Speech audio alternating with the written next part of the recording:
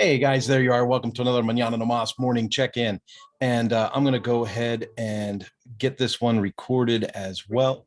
And so I can post this in other places. But folks, I'm a little inspired by real life events. Let me go ahead and turn off this noise here.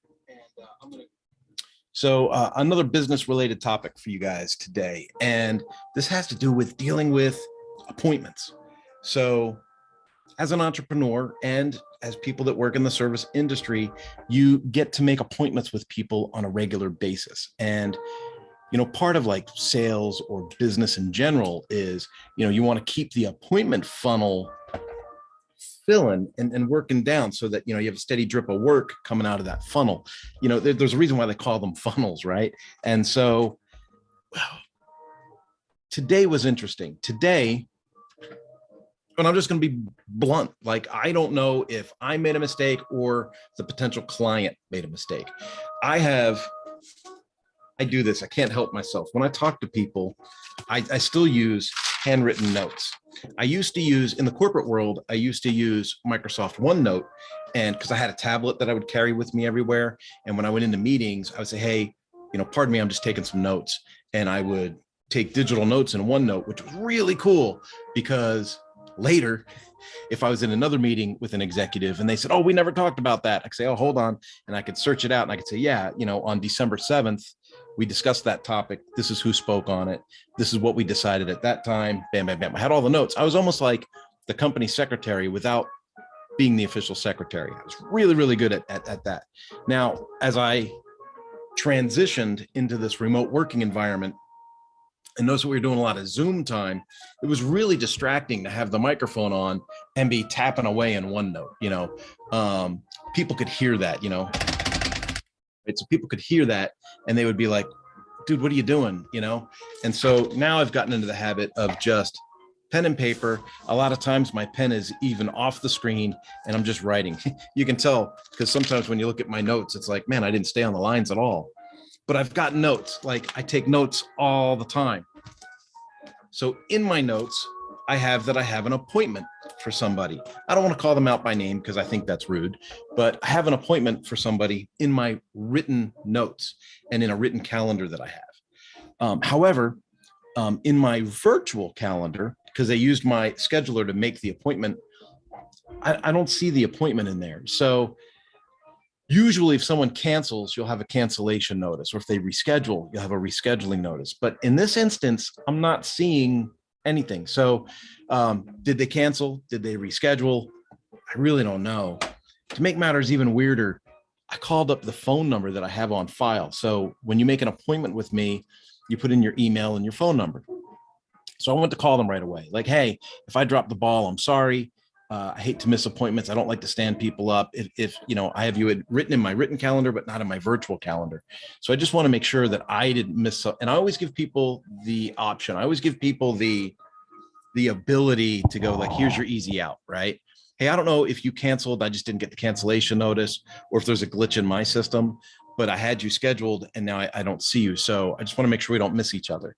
And so, I went ahead and called, but the number I called went to someone that wasn't the person that made the appointment, and their mailbox was full. So I couldn't even leave a voicemail to apologize or give that open out. So I had an email and I sent an email and I sent that out, and I was gracious. Same thing I said to you, right? I put in the email, hey, I don't know if I dropped the ball or not. If I did, you have my most sincerest apologies.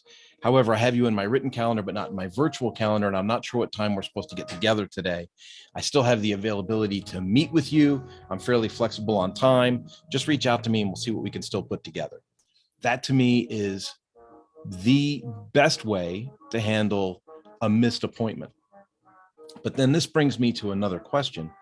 And maybe I'm looking for feedback on this one. A lot of times I like to come to you guys with information, especially when it's business related, but maybe I throw this one out and I go, hey, what's your feedback? And we can touch back on this on another Mañana no Mas morning check-in.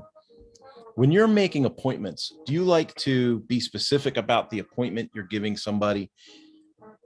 Whether you're running an automotive service center, an RV center, a computer store, doing people's nails, you're a realtor, no matter what business you're in, if you're making appointments with customers, part of that question, and let me turn the music down some in case that's bothering you guys. Sometimes I think it's nice to have the background music, and other times I'm like, that's kind of distracting. So I'd like to know, when you give people the option to make an appointment with you, if you're using a scheduler, like I use Groundhog, but if you use Calendly, or if you use any of these other calendar products, do you give people a list of appointments to choose from? Or do you say, hey, well, for this person, I'm going to give them this link because this is a 15-minute appointment, or this is a 30-minute appointment, or this is a 1-hour appointment, or this is a for a fee appointment, and this is a free appointment. Sometimes you have to differentiate between that. Here's why I ask. I'm largely in a consultant's role. So a lot of people want to have appointments with me. I'm not going to lie, I get a lot of requests for appointments, but I have to kind of filter them out and go, okay, is this someone who is looking for free advice, free business consulting to go to the next level on their own? Is this a DIY person looking for free advice? Because if that's the case, they can hire me as a consultant, for 45 minutes or an hour of my time.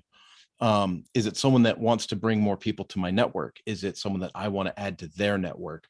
What's the purpose? What's the call for the appointment? Okay, so that's a question. I'd like to know how you guys deal with that and handle that. And do you give people just carte blanche to schedule whenever? Or do you really limit the types of appointments for the types of days that you have? It's a good question. For instance, if I ran an automotive service repair center, would I want to take in like large engine and transmission diagnostics on a Saturday? Or is my Saturday reserved for maintenance and light duty jobs, so that I can turn more clients on a busy day like a Saturday? There's all these things to think about. And some of them are regionally based and some of them are, but more and more we're working remote, and we're working with people from a standpoint of this virtual office. And so I'd kind of like to know how people do that. Now, the other side of this question, when we talk about appointments, and this would be like a part 2. Do you like to schedule heavy, knowing that you'll miss 15, 20, 30% of your appointments? Do you like to schedule heavy because people just won't show and you don't want to leave yourself, too open? Or do you schedule light and really, really push through funnels or automation, or even manually making sure that people will actually show up for that appointment? That's another thing I'd be curious about. Are you real heavy on the reminders and the links and the things to make things happen and give everybody every excuse to back out, knowing that your schedule is more real? Or do you operate more in the idea of, it's a numbers game. I got to schedule a lot of appointments. A certain number of them just simply aren't going to show up. And then I have a certain number that aren't going to buy or provide anything. And then I've got a number that will provide value to my network. And then I have that final number that will be the potential prospect that converts to a client. And so those are all interesting things.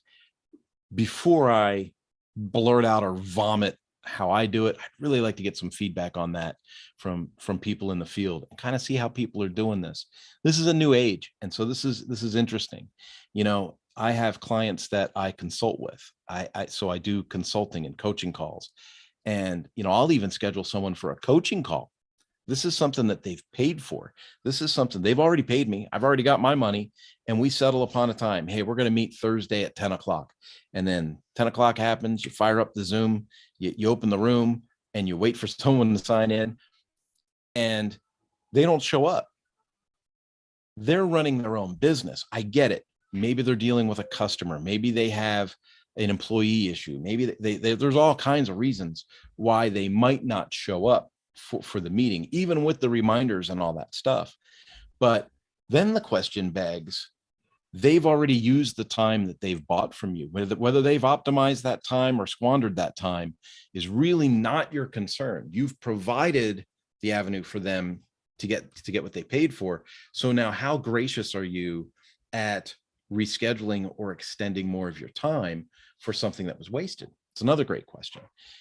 From a consultant's role, every hour is important. Every hour is billable. If you are, you look at these shows like we used to watch. What was that attorney show where it was a high dollar attorney thing, and they all talked about billable hours all the time. Billable hours. You got to bill them billable hours. Is this billable hours? And And so from a consultant's perspective, every hour that you spend one-on-one with somebody is a billable hour. And if it ends up being 1-on-0 because they don't show up, that's still a billable hour because they reserve that time. Now, if they cancel or if they reschedule, that's a different story. But if they don't, and that time is spent, well, then that time is spent. And then you have to think, well, how gracious can I be? Can I just give them another hour for free? Can I sell them another hour? Can I, give them 3 warnings and you're out? So what is it? Strike 1, strike 2, strike 3, you're out of here. So yeah, feedback on all these subjects would be awesome. So let's go back. Let's say you want to respond to me with a comment in, YouTube or LinkedIn or Facebook or one of these where this video shows up.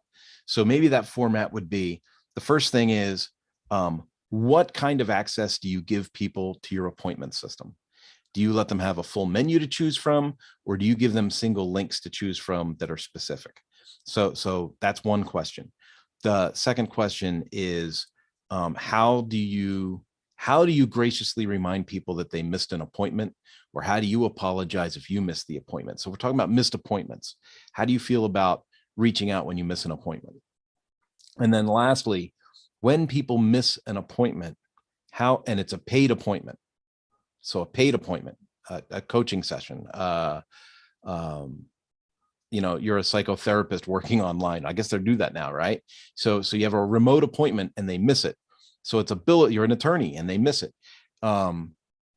How gracious are you at rescheduling for those people, right? So those are those 3 questions, right?